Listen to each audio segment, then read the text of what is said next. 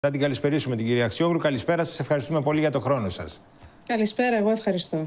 Να ξεκινήσουμε λίγο με ένα σχόλιο από τα σημερινά μέτρα που ανακοίνωσε η κυβέρνηση, γιατί βλέπω πείρωμα δών από την αντιπολίτευση. Αποσπασματικά μέτρα, λέει ο ΣΥΡΙΖΑ, προεκλογικού χαρακτήρα, λέει το ΠΑΣΟΚ, απορρίπτει τα μέτρα το ΚΚΕ. Τι λέτε εσείς, τι άποψη έχετε? Θα έλεγα πως συνολικά πρόκειται για μία προσέγγιση που ανακυκλώνει την αφέμαξη την οποία υφίστανται οι πολίτες τα τελευταία χρόνια λόγω της ακρίβειας και των έμεσων φόρων. Δηλαδή, το πρώτο χαρακτηριστικό είναι ότι τα μέτρα δεν παρεμβαίνουν στις τιμές. Δεν υπάρχει καμία παρέμβαση η οποία να αλλάζει ή να εγγυάται ότι οι τιμές θα μειωθούν ή θα σταθεροποιηθούν. Το δεύτερο χαρακτηριστικό είναι ότι τα μέτρα αυτά χρησιμοποιούν τους πόρους που έχουν συγκεντρώσει τα δημόσια ταμεία από την αφέμαξη που έχει γίνει στους πολίτες, κυρίως λόγω του ΦΠΑ, για να πάρουν ένα μέρος από αυτό και να το γυρίσουν ως επιδότηση που θα φτάσει και πάλι στις ενεργειακές εταιρείες. Περνάει δηλαδή από την τσέπη των πολιτών και καταλήγει πάλι στις ενεργειακές εταιρείες. Μιλάω μόνο για ένα μέρος από αυτά τα οποία έχουν ήδη αφαιρεθεί από τις τσέπες των πολιτών λόγω των φόρων. Για να σας δώσω ένα παράδειγμα, στο δίμηνο που έχουμε κλείσει τώρα του 2026 έχουμε ένα πλεόνασμα το οποίο ξεπερνά τα 3 δις. Και τα μέτρα τα οποία ανακοίνωσε η κυβέρνηση είναι 300 εκατομμύρια. Είναι δηλαδή σαν να σου δίνουνε, σαν να σου παίρνουνε 10, να σου γυρίζουν το 1 για να επιδοτήσουν και πάλι τις εταιρείες οι οποίες κερδοσκοπούν.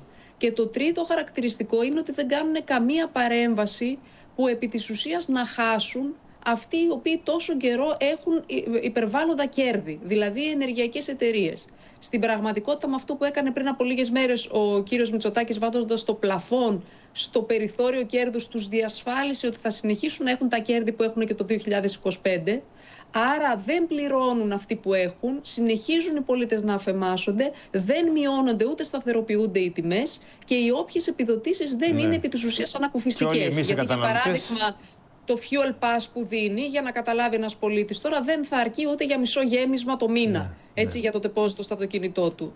Άρα εδώ έχουμε ένα σύστημα το οποίο διαρκώς αφαιρεί από τους πολίτες και λόγω ακρίβειας και λόγω ΦΠΑ και έμεσων φόρων, τους οποίους δεν τους μειώνει, για να γυρίσει ένα ελάχιστο ως επιδότηση που θα ξανακαταλήγει σε αυτούς οι οποίοι κερδοσκοπούν. Ναι. Και όλοι εμείς οι καταναλωτές θα βάζουμε και με τους πρατηριούχους, ενώ το πρόβλημα ξεκινάει από πιο ψηλά. Τέλος πάντων. Το πρόβλημα ξεκινάει από πιο πριν. Αν δεν μπει ένας φραγμός, αν δεν μπει ένα πλαφόν στην τιμή και να ξεκινήσουμε από την αρχή, από το δηληστήριο δηλαδή, για να φτάσουμε μέχρι το τέλος της αλυσίδας, δεν θα μπορέσεις να εγγυηθείς ένα ελεγχόμενο κόστος και άρα τη δυνατότητα των πολιτών να ανταπεξέλθουν στις ανάγκες τους. Το πρόβλημα ξεκινάει από το ότι δεν μπαίνει πλαφόν στις τιμές εξ αρχής από τα διαλυστήρια, γιατί προστατεύονται εκεί συγκεκριμένα συμφέροντα τα οποία κερδοφορούν όλο αυτό το χρονικό διάστημα. Κατανοητό. Πάμε τώρα γρήγορα στην αύξηση του κατώτατου μισθού, η οποία έρχεται από 1η Απριλίου. Ένα σχόλιο και γι' αυτό και να πούμε και για τις ευθύνες και των προηγούμενων κυβερνήσεων και του ΣΥΡΙΖΑ στο κομμάτι της μείωσης των μισθών και των συντάξεων, γιατί θέλω να πούμε και για τους συνταξιούχους. Το πρόβλημα με τον κατώτατο μισθό επί της διακυβέρνησης της Νέας Δημοκρατίας είναι ότι οι όποιες αυξήσεις γίνονται είναι χαμηλότερες του πληθωρισμού. Έτσι η χώρα και οι εργαζόμενοι χάνουν διαρκώς αγοραστική δύναμη. Η κυβέρνηση μπορεί να λέει δείτε πόσο αύξησα εγώ τον κατώτατο μισθό, αλλά σε σχέση με το επίπεδο που έχουν αυξηθεί οι τιμές, ο μισθός χάνει διαρκώς αγοραστική δύναμη. Γι' αυτό και βρεθήκαμε να είμαστε η τελευταία χώρα σε ολόκληρη την Ευρώπη σε αγοραστική δύναμη μισθού. Ήμασταν ούτως ή άλλως χαμηλά, αλλά τώρα βρεθήκαμε να είμαστε τελευταίοι. Δηλαδή έχει υπέλθει η επιδείνωση. Και το χειρότερο είναι ότι δεν εφαρμόζονται και συλλογικές συμβάσεις εργασίας, οι οποίες θα επέτρεπαν να αυξηθούν οι μισθοί σε όλα τα επίπεδα, όχι μόνο στο επίπεδο του κατώτατου.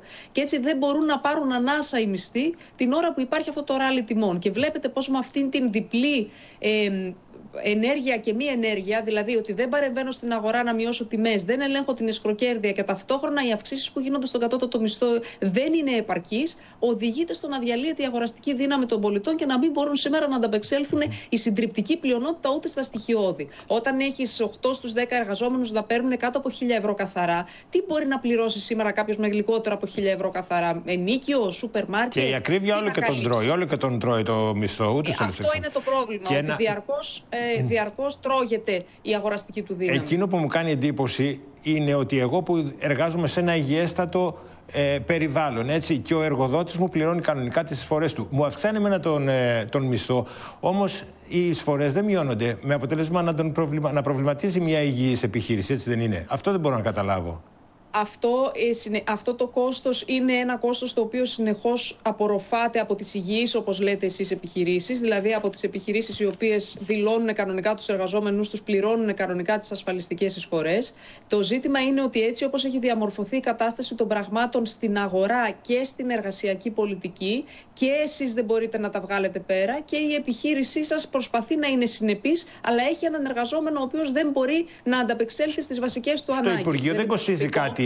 Μιλώ για την συνολική διάρθρωση. Αυτή η εξαγγελία και η εφαρμογή του μέτρου δεν κοστίζει κάτι στο Υπουργείο. Ο εργοδότης θα τα πληρώσει και εμείς που δεν θα μπορούμε να περάσουμε. Συνολικά, όταν μιλάμε για ιδιωτικό τομέα, το ιδιωτικό τομέα δεν υπάρχει δημοσιονομικό κόστος, δεν υπάρχει κόστος για το δημόσιο. Δηλαδή, ούτε το κατώτατο μισθό πληρώνει κάτι το δημόσιο, ούτε στις ασφαλιστικές εισφορές πληρώνει κάτι το δημόσιο, αφού δεν έρχεται να καλύψει το Βέβαια, εμείς θα χαιρόμασταν να βοηθήσει τον εργοδότη μας, έτσι ώστε να μπορέσει να μας αυξήσει το περισσότερο το μισθό. Πάμε πολύ γρήγορα και στους συνταξιούχους. Ο ΣΥΡΙΖΑ ήταν αυτός ο οποίος έκοψε κατά πολύ τις συντάξεις, για να τα λέμε όλα. Είναι στους δρόμους τώρα, ζητάνε 13η, 14η σύνταξη και ζητάνε και αυξήσεις στις συντάξεις. Οι συνταξιούχοι βρίσκονται στους δρόμους με μια σειρά από αιτήματα. Ήταν πριν από λίγες μέρες, περασμένη Παρασκευή, με μια σειρά από αιτήματα. Η ουσία των αιτημάτων τους είναι να μπορέσει να αυξηθεί το επίπεδο των συντάξεων. Όταν αυτή τη στιγμή έχεις 8 στους 10 συνταξιούχους να έχουν μια μέση σύνταξη περίπου 700 ευρώ, ο καθένας καταλαβαίνει τι μπορεί να πάρει κανείς σήμερα με 700 ευρώ. Και ακόμη και αν ο συνταξιούχος έχει το δικό του σπίτι και δεν έχει ενοίκιο, πλέον με το επίπεδο των λογαριασμών, με το ρεύμα, με το νερό, με την ενέργεια στο επίπεδο που είναι, με το σούπερ μάρκετ, με τις τιμές στα βασικά καταναλωτικά αγαθά, αντιλαμβάνεται ο καθένας ότι βρισκόμαστε σε μια φάση φτωχοποίησης για τη συντριπτική μερίδα των συνταξιούχων. Τι δεν κάνει αυτή η κυβέρνηση? Δύο βασικά μέτρα τα οποία τα ζητούν και οι συνταξιούχοι είναι η επιστροφή σε πλήρως των αναδρομικών τους. Και εδώ προσέξτε, δεν είναι πολιτικό το θέμα. Εδώ το θέμα είναι νομικό. Έχει νομική υποχρέωση η κυβέρνηση να επιστρέψει πλήρως τα αναδρομικά. Ήταν αναδρομικά τα οποία η ίδια η κυβέρνηση, η ίδια από τον Άριο Πάγο, ακριβώς τα έκοψε το 2012. Υπήρξε απόφαση του Ανώτατου Δικαστηρίου που επιδίκασε πλήρη επιστροφή και η κυβέρνηση έδωσε ένα μέρος από αυτά. Δεν πλήρωσε δηλαδή αναδρομικά για δώρα και αναδρομικά για επικουρικές. Υποχρεούται νομικά να τα επιστρέψει αυτά τα αναδρομικά. Και το δεύτερο κομμάτι που αφορά τη 13η και 14η σύνταξη θα είναι σημαντικό, δεν είμαστε σε μνημονιακή εποχή, είναι σημαντικό να έστω και το ένα εξ αυτών να δοθεί, να τονωθεί το εισόδημα. Προσέξτε ένα κρίσιμο σημείο. Εάν αυτή τη στιγμή δινόταν, για παράδειγμα, η επιστροφή πλήρως των αναδρομικών, δεν θα κόστιζε στην κυβέρνηση ούτε όσο τις έχουν κοστίσει οι αναθέσεις που κάνει για συμβούλους τα τελευταία 2 χρόνια. Τα τελευταία 2 χρόνια έχει δώσει δισεκατομμύρια για συμβουλευτικές υπηρεσίες στην ίδια την κυβέρνηση, να συμβουλεύουν δηλαδή οι εταιρείες στην κυβέρνηση. Αν έδινε αυτά τα χρήματα για να δοθεί πίσω τα αναδρομικά που δικαιούνται οι συνταξιούχοι, θα είχε βοηθήσει μια τεράστια μερίδα των συμπολιτών μας να ζει και να επιβιώνει καλύτερα. Δεν μπορώ να σας ρωτήσω, κλείνοντας, ένα σχόλιο πολιτικό. Διαβάζω δημοσιεύματα ότι σας θέλουν να συμπορεύεστε με τον Αλέξη Τσίπρα. Ένα πολύ γρήγορο σχόλιο θέλω, αν θέλετε. Κοιτάξτε, η άποψή μου είναι και παραμένει ότι πρέπει να διαμορφωθεί ένας ισχυρός πόλος, αξιόμαχος απέναντι στη δεξιά και απέναντι στη Νέα Δημοκρατία, προκειμένου να υπάρξει κυβερνητική αλλαγή. Όχι να γίνουν απλά καταγραφές των δυνάμεων των πολιτικών κομμάτων στις επόμενες εκλογές, αλλά υπάρξει ουσιαστική, προοδευτική αλλαγή. Και νομίζω ότι εδώ πρέπει να συσπηρωθούν οι δυνάμεις, να συμπορευτούν δηλαδή δυνάμεις από τον προοδευτικό και αριστερό χώρο. Και νομίζω ότι δεν μπορεί ο Αλέξης Τσίπρας να είναι και αυτός προφανώς μέρος αυτής της συζήτησης και μέρος αυτής της λύσης. Σας ευχαριστούμε θερμά, κυρία Αξιόγλου, για τον χρόνο σας. Να είστε καλά. Καλό βράδυ. Γεια σας.